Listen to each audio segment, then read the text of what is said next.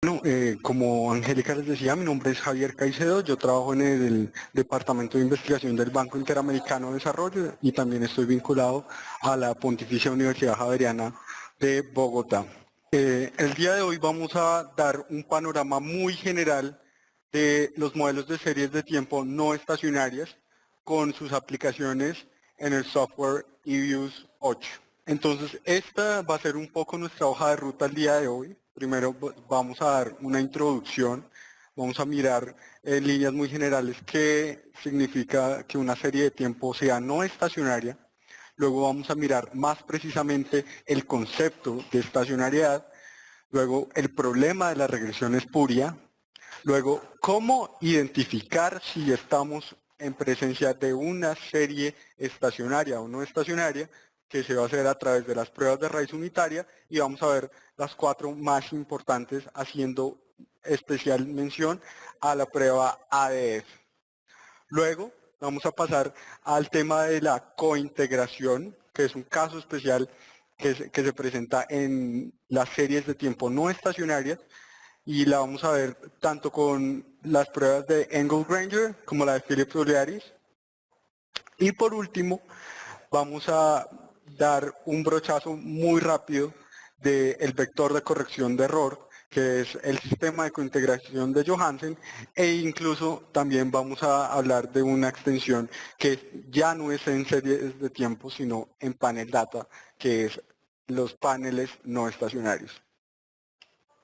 Bueno, entonces, en primer lugar, hay que decir que una serie es no estacionaria cuando cambia sus propiedades estadísticas en el tiempo. Ahorita vamos a ver gráficamente esto qué significa, y es básicamente que su media y su varianza van a cambiar en el tiempo. O incluso con que se cambie la varianza en el tiempo, ya vamos a estar en presencia de una serie no estacionaria. Una mención muy importante que hay que hacer es que el concepto de estacionariedad no se puede confundir con estacionalidad, aunque son dos palabras que son fonéticamente muy cercanas, corresponden a conceptos muy distintos. Entonces, la estacionalidad es un comportamiento que se repite en un momento del año. Entonces, aquí les pongo un ejemplo del incremento en la exportación de flores que se da alrededor de San Valentín, del 14 de febrero. En esas épocas, por supuesto, por la festividad en Estados Unidos, la exportación de flores se incrementa de una manera muy importante, y eso se observa cada uno de los años. Y eso es un comportamiento estacional en la medida que depende de la época del año. Estacionalidad va a corresponder al concepto que ya les decía de que las propiedades estadísticas no cambian en el tiempo. Entonces, la invitación es que no confundan los conceptos, aunque suenen un poco similares. Bueno, y por último, también quisiera comenzar esta presentación diciendo que siempre se debe verificar si la serie de tiempo con la que se está trabajando es o no es estacionaria. Como vamos a ver, hay unos problemas muy importantes de ignorar este tema, porque muy lamentablemente algunas personas ven estos temas de las series de tiempo no estacionarias como algo muy avanzado, y si tienen en mente una aplicación muy sencilla, ignoran esto. Pero aún para un alcance muy básico y muy elemental en un modelo de series de tiempo, siempre se debe verificar, porque de no hacerlo puede que estemos trabajando con modelos que sencillamente no nos sirvan para los objetivos que tenemos. Bueno, entonces ya un poco más estrictamente, ¿qué significa que una serie sea estacionaria? En sentido estricto está diciendo que la función de distribución de probabilidad no depende del tiempo. Ya eso se refiere que la serie en todo momento es igual a la función de distribución cuando se rezaga con un rezago tau. Es decir, la serie no va a cambiar sus propiedades estadísticas en el tiempo. es decir, sus momentos, la media y la varianza. Entonces, ¿cuáles son las implicaciones de eso? Básicamente que uno, siempre regresa a su media. Dos, que tiene una varianza finita y constante. Y tres, que el correlograma disminuye a medida que se aumentan los rezagos. Esto quiere decir que los choques son transitorios. Este último quiere decir que cuando hay un choque aleatorio que se presenta en la serie de tiempo, a medida que va pasando el tiempo, ese choque se va diluyendo y se pierde totalmente. A contrario de Sensu, en las series no estacionarias, esos choques quedan ahí y son permanentes. Entonces, aquí podemos ver gráficamente una serie simulada, una serie X, que es una serie estacionaria. Aquí vemos que tiene una media alrededor de 0. La primera de las características que regresa a su media, se ve que aunque la serie oscila, siempre está oscilando alrededor de su media y siempre vuelve. Baja, pero vuelve a subir. Sube, pero vuelve a bajar. Siempre llega otra vez al 0. Siempre. Y esto va a significar que es una serie no estacionaria. También lo pueden ver que está entre 3 y menos 3. Eso quiere decir que tiene una varianza finita y es constante en la medida que no hay ninguna observación que se esté saliendo por fuera de esto, ni mucho menos que cambie de nivel. Entonces, pasando un poco a las series no estacionarias para que entendamos un poco más este concepto de la estacionariedad, les traigo un ejemplo real. Este es el PIB de Colombia constante a moneda local del 2005, o sea, en pesos colombianos del 2005, el PIB real. Aquí, en este caso, ven que la serie no se queda quieta, no regresa a su media, sino que va creciendo, porque esta es una serie no estacionaria. Aunque gráficamente no podríamos afirmar si una serie es estacionaria o no estacionaria, porque vamos a ver que eso tiene algunos problemas de hacer solo un análisis gráfico. En este caso vemos que es evidente que la serie sí va cambiando conforme va pasando el tiempo.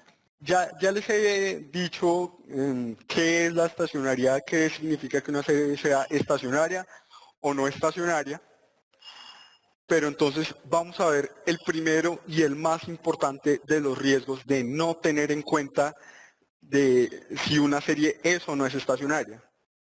Entonces, como les decía, siempre que estemos trabajando con una serie de tiempo, lo primero que se debe hacer es determinar si la serie está integrada, es decir, si es no estacionaria o que es lo mismo, luego lo vamos a ver más en detalle, si tiene raíz unitaria. Primero vamos a ver el riesgo de la regresión espuria. La regresión espuria es una regresión que es totalmente errónea, que los resultados que me van a mostrar son totalmente falsos y luego vamos a hablar del problema de variable omitida. Pero entonces, para mostrarles el tema de la regresión espuria, que me va a mostrar unas relaciones en la regresión que realmente no tienen absolutamente nada que ver con ninguna relación de causalidad, sino que es únicamente la coincidencia matemática entre las tendencias estocásticas de cada una de las series de tiempo, me va a llevar a unas conclusiones bastante absurdas. Incluso les voy a mostrar a continuación un ejemplo en Ibius de una regresión que es absolutamente espuria, porque va a relacionar dos series de tiempo que tienen raíz unitaria, es decir, que son no estacionarias, y al hacer la regresión me va a mostrar resultados bastante absurdos. Vamos a hacer la regresión del Producto Interno Bruto de Colombia con el consumo de fertilizante en la República Checa. Por supuesto, este es un ejemplo para mostrarles al nivel de absurdo que se puede llegar si no se toma en cuenta el problema de la raíz unitaria. Ya aquí tengo en Ibius las dos series de tiempo, el consumo de fertilizante en la República Checa y el PIB de Colombia. Entonces lo que voy a hacer es que voy a estimar directamente una regresión de el PIB de Colombia con una constante y el consumo de fertilizante en la República Checa. Le doy a aceptar. Bueno, este es el resultado de mi regresión. Lo que más salta a la vista es que si lo tomamos como un análisis clásico de regresión lineal, lo primero que vamos a mirar es el R cuadrado, es decir, la medida de bondad de ajuste que me estaría implicando, en este caso, que la variación muestral del consumo de fertilizante en la República Checa explica el 62% de la variación muestral del Producto Interno Bruto Real de Colombia. Y con un agravante que aquí vemos que aún al 1% de significancia estadística rechazaríamos la hipótesis nula de irrelevancia. En este caso diría uno que es una variable muy relevante en la medida que aún al 1% alcanzó a rechazar la hipótesis nula, y más aún si se toma en cuenta que me está explicando el 62% de la variación muestral. Esto, por supuesto, es para mostrarles el nivel de peligro que se podría llegar a tener y las conclusiones tan absurdas a las que se podría llegar si sencillamente ignoro la raíz unitaria.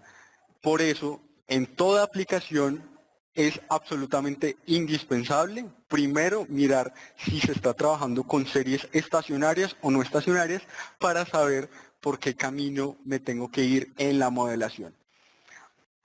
Entonces volvamos a la presentación y veamos entonces cuáles son las dos características clásicas de una regresión espuria.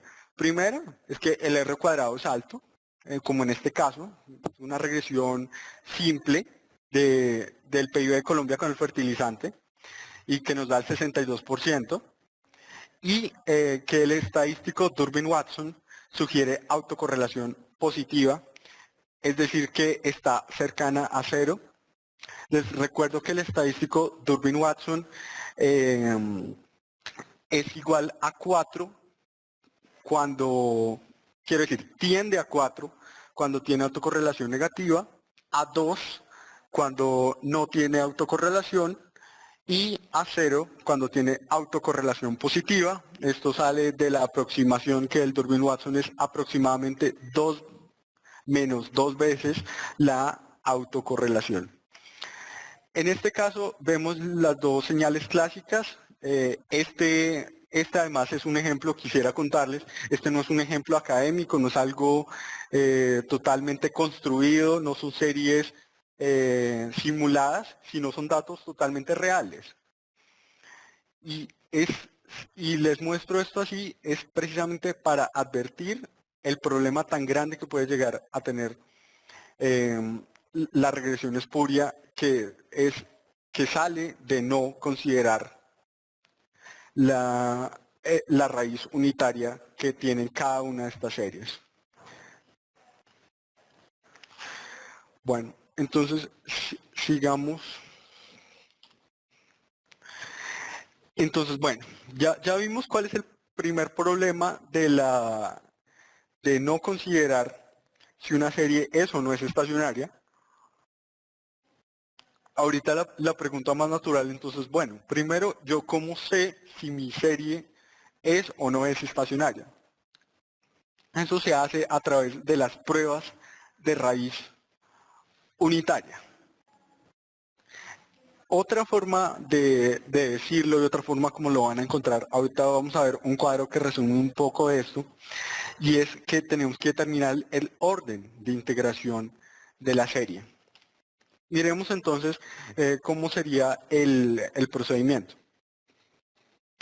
Entonces voy a realizar las pruebas de raíz unitaria. Si la prueba me dice que no hay evidencia estadística para decir que tiene raíz unitaria, entonces, bueno, no tiene raíz unitaria, luego es una serie estacionaria, es decir, como la serie X que les mostraba al comienzo, que no cambia sus propiedades estadísticas en el tiempo, y esto también se dice que está integrada de orden cero porque tiene cero raíces unitarias.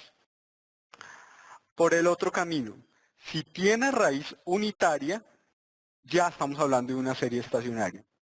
Típicamente nos vamos a encontrar con que las series de tiempo van a tener una sola raíz unitaria, es decir, que va a estar integrada de primer orden, es decir, va a ser una serie I1, pero ello también no se opone, sobre todo en series de alta frecuencia que estén integradas de un orden superior, entonces ya generalizamos y vamos a decir que está integrada de orden D, con un D mayor que 2.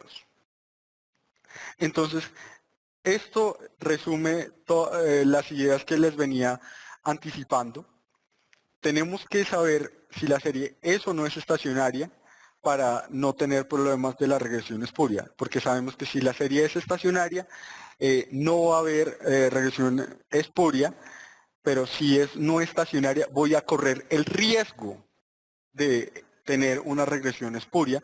Por supuesto, el ejemplo que yo les mostré es un ejemplo que lleva al absurdo este argumento que les estaba contando, pero asimismo esto podría ocurrir en cualquier aplicación práctica de la vida real que me va a mostrar falsas correlaciones, que me va a mostrar falsas causalidades que no me van a estar informando absolutamente nada, porque algo que quisiera subrayar con bastante fuerza es que no significa que los parámetros estén sesgados, no significa que esté desfasado un poquito y que eso se pueda corregir.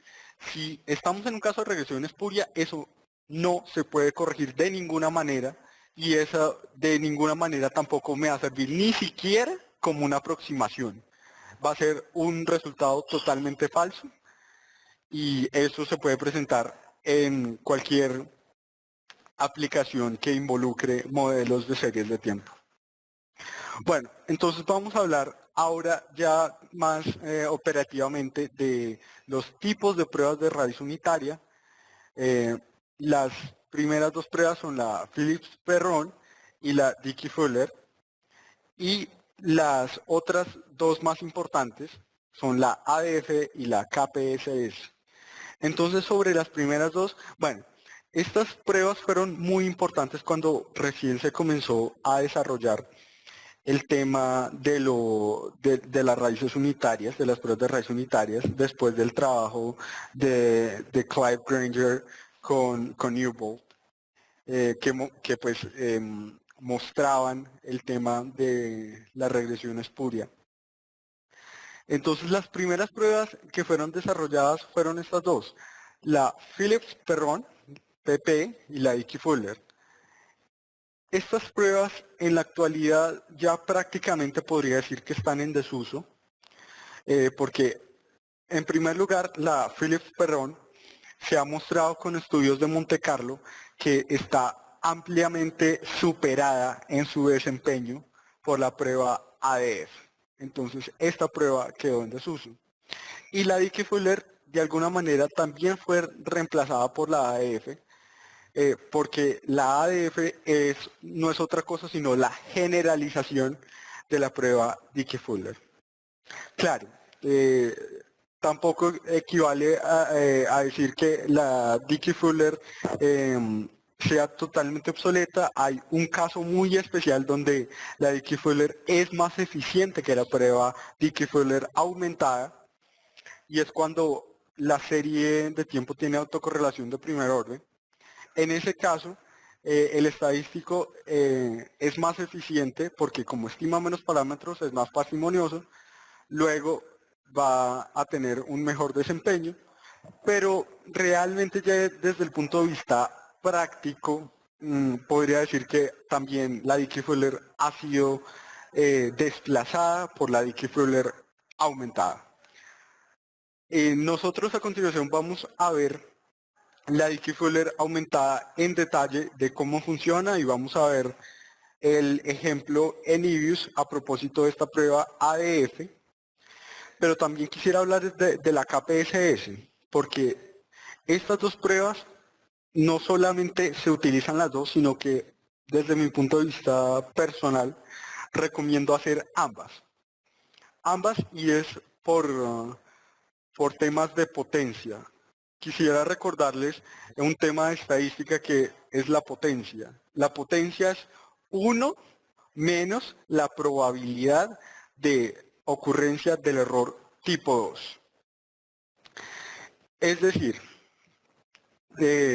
nosotros controlamos el error tipo 1, que es el nivel de significancia que le vamos a dar, pero para el error tipo 2, cada una de las pruebas se muestra empíricamente cuál es su desempeño en muestras finitas, en muestra pequeña. En este caso, entonces, les recomiendo siempre hacer la ADF y la KPSS por un motivo, y es que la prueba ADF me va a mostrar muchos falsos positivos. Es decir, me va a mostrar va a tender a decirme que la serie es no estacionaria cuando realmente es estacionaria. Es decir, está un poco sesgada a decir que hay raíz unitaria cuando en realidad no la hay. Y eso es un problema pues inherente a todas las pruebas estadísticas, no únicamente a las pruebas de raíz unitaria, sino a todas las pruebas de hipótesis que se hacen en estadística. En cambio, la KPSS tiene la ventaja que tiene la hipótesis nula contraria. La hipótesis nula, como la vamos a ver dentro de unos momentos, de la Dickey-Fuller aumentada es que la serie de tiempo tiene una raíz unitaria. En cambio, la KPSS me va a mostrar la KPSS me va a probar la hipótesis que la serie es estacionaria y esa va a ser la hipótesis nula. Así que si la Dickey-Fuller aumentada queda muy en el límite y la KPSS me dice que la serie es estacionaria, lo más seguro y a la que le debería creer entonces es la KPSS. Entonces, por esto, ya desde el punto de vista totalmente práctico, les recomiendo que hagan ambas pruebas. Todas estas pruebas, incluso la Phillips-Perron y la Dickey-Fuller la DF, vienen en Ibius 8. Ahorita vamos a ver en el software cómo se hace. Entonces, miremos más en detalle cómo funciona la prueba Dickey-Fuller aumentada. La prueba Dickey-Fuller aumentada se basa en una regresión y a partir de esta regresión es que se va a analizar si tiene o no tiene raíz unitaria. Parte de esta regresión auxiliar, donde este delta xt va a significar la primera diferencia de la serie de tiempo xt, donde la diferencia está definida como xt menos 1, es decir, xt menos la misma serie rezagada un periodo. Y entonces este es el esquema más general, con un intercepto, una tendencia determinística, que va a ser el parámetro de la raíz unitaria, este alfa es sobre el cual voy a hacer la prueba de hipótesis, y esta sumatoria tiene la diferencia rezagada para controlar por autocorrelación y por supuesto va a tener un error aleatorio correspondiente a esa regresión auxiliar. Bueno, y vale aclarar también un punto. Esta regresión auxiliar no tiene nada que ver con la teoría, no, de ninguna manera tengo que tener alguna motivación estructural para darle alguna forma funcional ni para darle alguna explicación a cuáles tienen que ser los rezagos ni porque tiene que dar de alguna manera. Esta regresión es forzosamente de carácter estadístico. Y vamos a ver cuál es el papel de cada uno de ellos. Bueno, este es el esquema general. ¿Cuál es la prueba de hipótesis puntual que se está haciendo en este caso? Si alfa es igual a 0, nos va a decir que tiene raíz unitaria, es decir, que la serie es no estacionaria. Pero si es negativa, que se hace una prueba hipótesis con una sola cola, es porque no tiene raíz unitaria. Bueno, sobre este esquema general hay que hacer varias precisiones, varios temas puntuales. El primero y el más importante, diría yo, es que la prueba que se hace sobre el parámetro alfa es una prueba tipo T. Y subrayo este tipo T porque no es una prueba T común y corriente. No es la prueba T que se hace en un esquema de mínimos cuadrados ordinarios en corte transversal con supuestos Gauss-Markov. Es una prueba tipo T porque aunque sigue la misma forma el estadístico, la distribución con la cual voy a comparar los valores críticos de este estadístico no son de una T de student, no siguen esa distribución estándar tipo T, la distribución T de student. La distribución es una distribución no estándar, no tiene ningún nombre en especial. IDIUS trae las tabulaciones de McKinnon, porque como estas no son unas distribuciones de probabilidad que sean conocidas, que sean estándar, entonces no tengo unos valores críticos teóricos, sino que esos valores críticos salen a partir de estudios de Monte Carlo, de simulaciones, de millones y millones de simulaciones que encuentran cierta convergencia y a partir de esa convergencia es que voy a tener unos valores críticos con los cuales voy a comparar mi estadístico. Ya en la siguiente diapositiva les voy a mostrar cómo son esas tablas, cómo funcionan, cómo las tengo que leer. Para las personas que de pronto han trabajado en finanzas cuantitativas, la distribución sigue lo que se conoce como movimiento browniano. En este momento no vale la pena precisar qué es un movimiento browniano, pero de pronto las personas que hayan tenido acercamientos a estos temas van a entender que es un proceso estocástico muy difícil también de manejar analíticamente. Bueno, frente a este tipo de pruebas, hay algo que se conoce en estadística que son los parámetros molestos. ¿Qué son los parámetros molestos? Los parámetros molestos van a ser, en este caso, el intercepto y la tendencia determinística. En este caso, va a depender si yo incluyo un intercepto o una tendencia determinística, la distribución subyacente. Es decir, los valores críticos van a cambiar dependiendo si en esta regresión auxiliar yo tengo o no tengo este beta t y este delta, o sea, el intercepto y la tendencia determinística. Además, se va a contar con un problema adicional y es el tamaño de muestra. No solamente los valores críticos van a cambiar dependiendo de si tengo o no tengo tendencia e intercepto, sino también va a depender del tamaño de la muestra.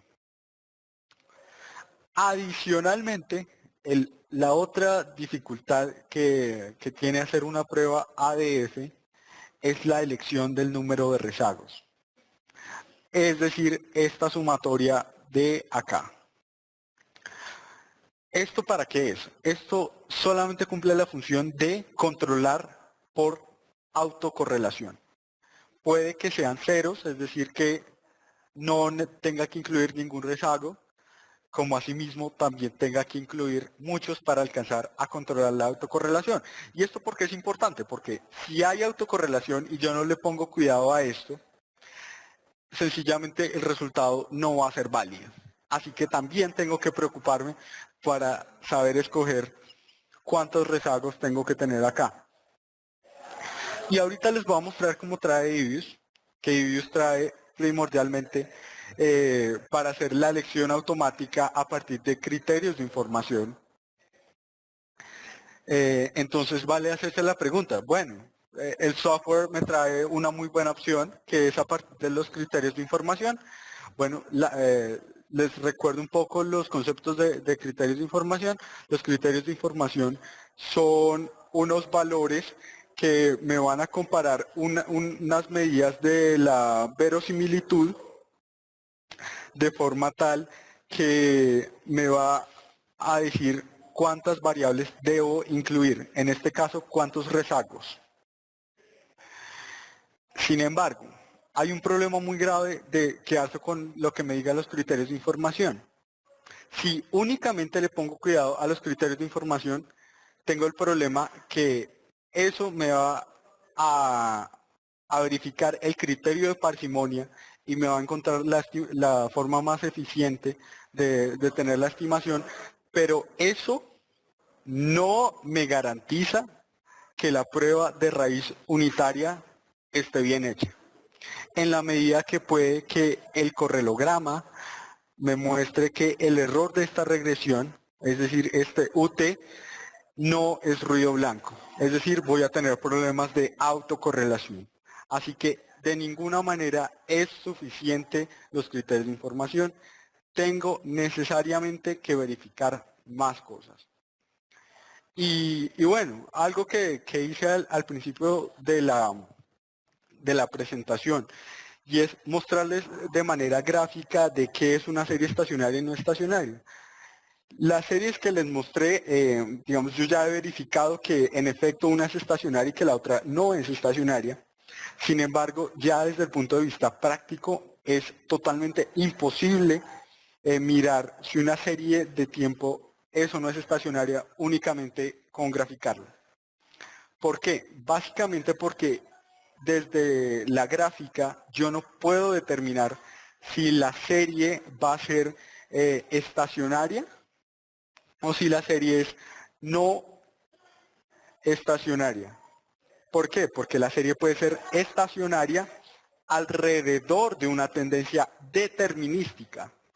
Es decir, no va a tener una tendencia estocástica porque sus propiedades estadísticas van a permanecer invariantes en el tiempo, solo que va a fluctuar no alrededor de un valor como les mostraba en la serie X que fluctuaba alrededor de 0, sino que va a fluctuar alrededor de una tendencia determinística.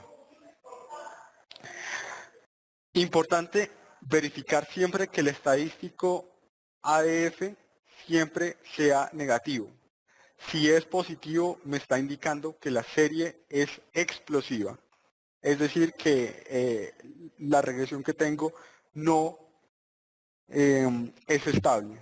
Y con eso, pues no podría trabajar porque la serie es... de pronto puede existir una aplicación en otros campos, pero sea en las finanzas, en economía o en general en las ciencias sociales, hablar de series explosivas realmente no tiene ningún sentido. Entonces, bueno, estas son las tablas que les estaba comentando, las tablas del estadístico AEF, que entonces va a depender primero de los parámetros molestos. Entonces, en el modelo 1 no hay constante, es decir, no hay intercepto, no tendencia determinística. En el modelo 2 hay un intercepto, pero no hay una tendencia determinística. En el modelo 3 hay un intercepto y hay una tendencia determinística. Y como ven, son tres tablas distintas dependiendo de cada uno de los modelos, es decir, de la inclusión o no de los parámetros molestos. Por supuesto, si yo excluyo, por ejemplo, la tendencia determinística cuando en realidad era importante, pues voy a tener mal especificada mi prueba y, por supuesto, voy a llegar a conclusiones erróneas. Entonces, aquí también vamos a tener la segunda dimensión y es dependiendo del número de observaciones. Aquí está tabulada para 25, 50, 100, 250, 500 y más de 500 observaciones. y así para todas. Entonces, dependiendo de los parámetros molestos y del tamaño de muestra, eh, va a depender a qué tabla voy a tener que ocurrir. Esto aquí estaría hablando del 99% de confianza estadística, del 97.5, del 95 o del 90% de confianza estadística. Bueno, entonces ya miremos cómo se podría implementar esto en EViews. Aquí tengo el logaritmo del PIB de Colombia. Solamente para mostrarles, esta sería la gráfica del logaritmo del PIB de Colombia. Esta es la información de Penn World Tables, que va desde 1950 hasta el 2011. Entonces, primero les voy a mostrar cómo la hace EViews y luego les voy a mostrar muy rápidamente, porque este es un tema bastante complejo que hay que mirarlo con mucho detenimiento, de cómo se debe hacer estrictamente la prueba de raíz unitaria. EViews tiene algo que es muy bueno, pero que también es bastante peligroso si no se trabaja con cuidado, y es que hacer la prueba de raíz unitaria es bastante sencillo. Aquí en View vamos a tener Unit Root Test, que es el módulo que me va a hacer las pruebas de raíz unitaria. Aquí van a estar entonces las pruebas más importantes, como les decía, la ADF, la DF, la PP, la KPSS, bueno, y otras dos que se conocen como la ES y la INC-Perron, que esas también son pruebas que fueron muy importantes en su momento, pero les repito que a mi modo de ver personal, las pruebas que en la práctica se deben utilizar son las pruebas ADF y la KPSS. Primero, este cuadro nos va a decir si la prueba de raíz unitaria la va a hacer sobre el nivel, la primera o la segunda diferencia. ¿Esto para qué sirve? Básicamente, yo para determinar el orden de integración, y voy a volver un poco a lo que teníamos acá, es que yo tengo que determinar cuántas raíces unitarias tiene, es decir, si tiene 0, si tiene una o si tiene más de una. Y en la práctica esto solamente se puede ver es hallando una a una. Primero tengo que determinar si tiene una raíz unitaria. Si encuentro que tiene una raíz unitaria, luego tengo que mirar si tiene dos. Si tiene dos, si tiene tres y así sucesivamente. Es decir, es algo totalmente secuencial. Ahora, en economía, y bueno, para casos de frecuencias un poco mayores en finanzas, solamente en la práctica uno normalmente solamente trabaja con series estacionarias I0 y con series I1, con series de una sola raíz unitaria. Entonces, esto en la práctica no resulta siendo tan importante. Ahora hay casos donde va a ser importante mirar si la serie es I2, I3, I4 y así. Aquí, esta segunda parte, este cuadro grande, me va a mostrar si cuántos rezagos debe incluir la extensión de los rezagos. Es decir, que tengo que incluir en esta regresión de acá, en esta sumatoria. ¿Cuántos rezagos? Como les decía, EViews trae la forma para hacerlo a partir de criterios de información. Sin embargo, eso realmente no me garantiza que la prueba quede bien especificada. Así que realmente eso hay que seguir un poco un procedimiento más manual para encontrar cuántos rezagos son relevantes. Bueno, yo ya preparé este ejercicio, así que les puedo afirmar que solamente es uno y que solamente voy a incluir un intercepto, porque además este cuadradito de acá nos va a mostrar la otra parte importante, y es si voy a incluir ningún parámetro molesto, el intercepto o el intercepto y la tendencia determinística. En este caso entonces la vamos a hacer para intercepto en niveles y con un rezago. Entonces, aquí tenemos que el p-value nos dio 50%. ¿Eso qué quiere decir? Que no alcanzo a rechazar la hipótesis nula ni al 1, ni al 5, ni al 10%, por supuesto que no, que esta serie tiene raíz unitaria. Como no estoy rechazando la hipótesis nula, entonces sí debe tener una raíz unitaria. Y además que en este caso es bastante notorio. Digamos que con bastante confianza podemos, con bastante tranquilidad podemos decir que sí la serie está integrada. Y acá, en esta parte de abajo, nos va a mostrar la regresión auxiliar común y corriente como la veríamos si le diéramos por el camino de Estimate Equation.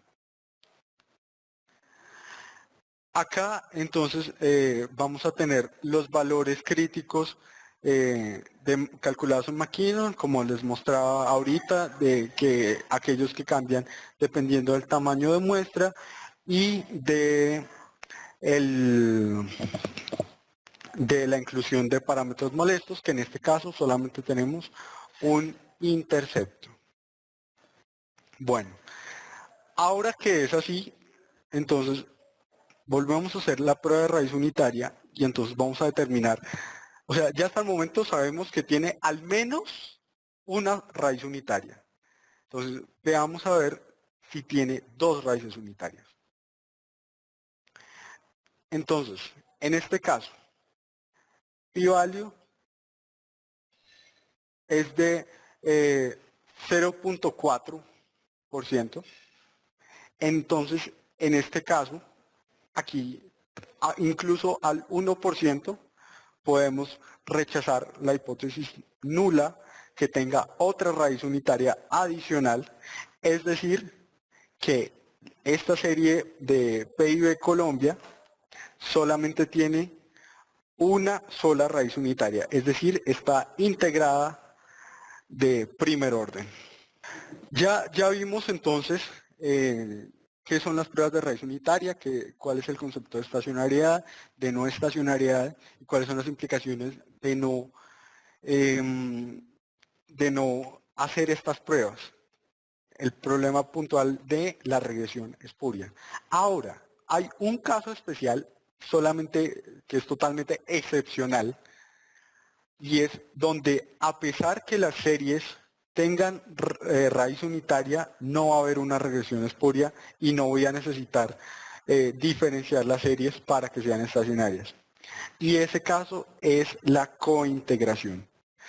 Y entonces, no voy a tener una regresión espuria porque entonces las series se conmueven, hay un comovimiento, es decir, que las dos series, hay un mecanismo que las lleva a moverse conjuntamente hacia un equilibrio de largo plazo.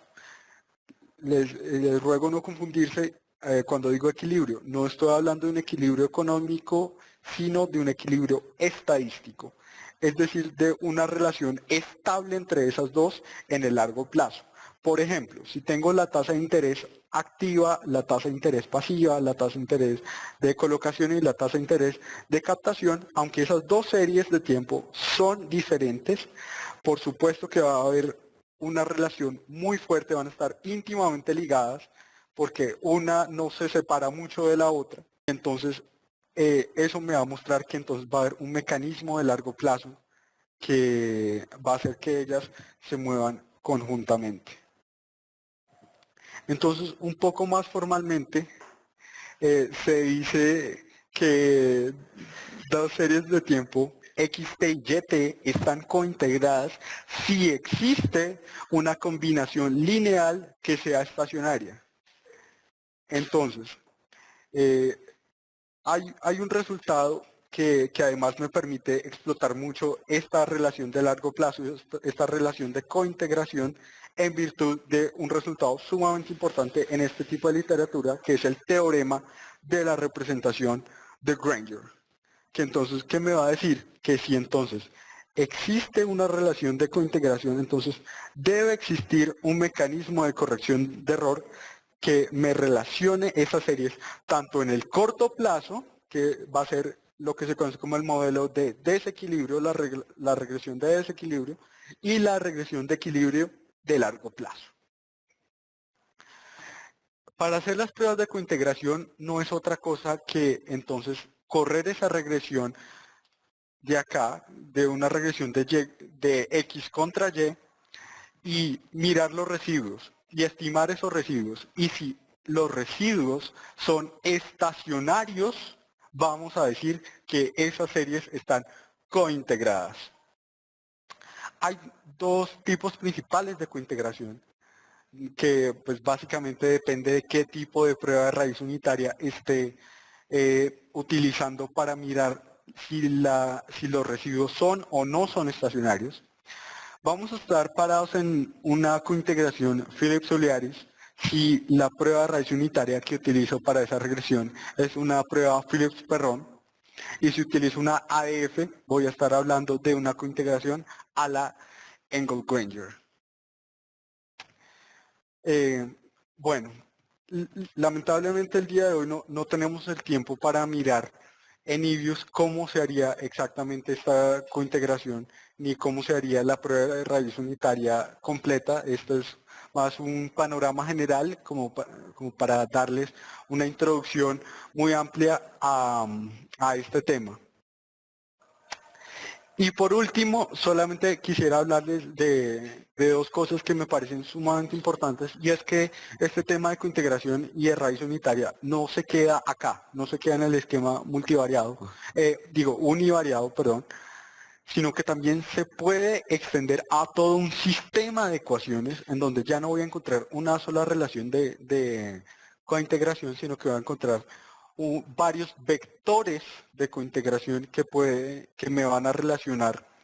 Entonces, todo un sistema de ecuaciones que me muestre entonces el comportamiento de todo el sistema y de todas sus relaciones de corto y de largo plazo. Y eso se va a conocer con el nombre del vector de corrección de error, que es el sistema de cointegración de Johansen, que este también trae las pruebas IBIUS, es bastante sencillo de implementar, y algo que trae IBIUS 8 es un desarrollo muy reciente, que es la cointegración en panel data. Es decir, que esto no es exclusivo únicamente de las series de tiempo, también es necesario mirar raíces unitarias cuando estamos en presencia de macropaneles. Cuando se tiene un macropanel, entonces se puede dar cointegración, no únicamente en las variables, sino también en individuos, y en estos casos, por supuesto, las interacciones me van a mostrar que hay unos temas importantes de discusión más puntual. Y como hay bastante tema que se nos quedó por fuera por falta de tiempo, dentro de poco estaremos programando una segunda sesión para extender lo que vimos el día de hoy. En estos momentos tengo varias preguntas acumuladas, voy a tratar de responder el mayor número de preguntas posibles, pero si no les alcanzo a responder, porque como les digo, tengo un número ya importante de preguntas acumuladas en el chat, los invito a que por favor me escriban a mi correo caicedo.javier@javeriana.edu.co, donde con todo el gusto les puedo solucionar sus dudas. Muchísimas gracias por su atención y que tengan un muy buen día.